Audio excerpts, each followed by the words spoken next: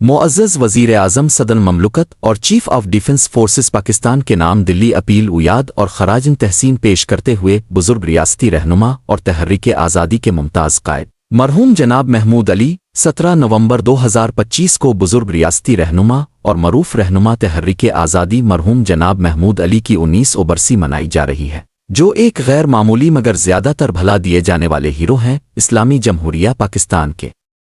اپنی غیر معمولی خدمات کے باوجود وہ مسلسل حکومتوں کی لاپرواہی کا شکار رہے ایک اعلیٰ معیار کے سیاسی رہنما جناب Mahmood Ali India Muslim league کے ابتدائی اور سب سے مؤثر رہنماؤں میں شامل تھے۔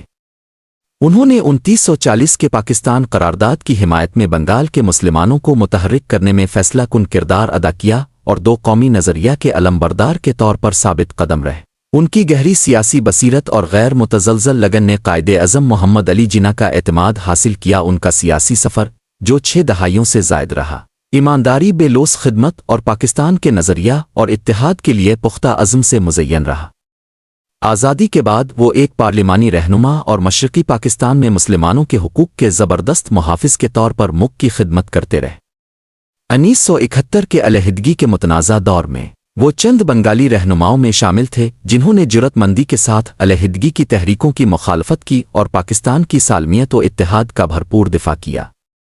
اس آزمائش بھرے دور میں ان کی قربانیاں واقعی بے مثال ہیں۔ یہ غیر معمولی خدمات کا ریکارڈ ہی مجھے مجبور کرتا ہے کہ میں ان کے حق میں آواز بلند کروں، ان کے جائز اعتراف کے لیے مسلسل اپیل کرتا رہوں اور مسلسل حکومتوں اور ذمہ دار عہدیداروں سے ان کی میراث کا احترام کرنے کی درخواست کروں۔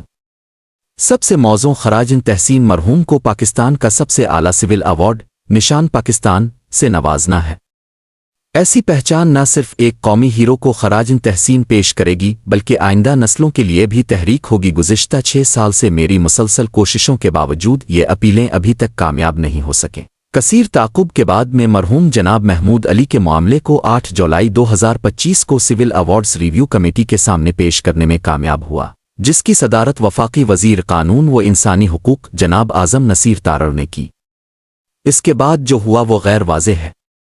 میری گہری مایوسی کے باوجود ان کا نام 14 اگست 2025 کو اعلان شدہ سول ایوارڈز کی فہرست میں شامل نہیں ہوا، ایک ایسے رہنما کو جس کا مرتبہ بہت بلند تھا۔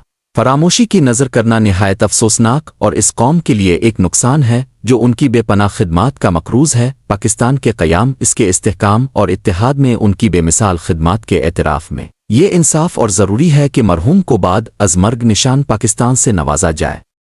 یہ اعزاز نہ صرف ان کی میراث کو امر کرے گا بلکہ قوم کے عزم کو بھی ظاہر کرے گا کہ وہ ان افراد کو یاد رکھے گی اور تسلیم کرے گی جنہوں نے اس ملک کی خدمت میں غیر معمولی خدمات انجام دیں۔ میں سب سے مؤدبانہ اور دلی طور پر معزز وزیر اعظم پاکستان جناب شہباز شریف، معزز صدر مملکت جناب آصف علی زرداری اور معزز chief of defence forces field marshal Syed Asim Munir سے درخواست کرتا ہوں کہ اس طویل عرصے سے موجود کمی کو درست کریں۔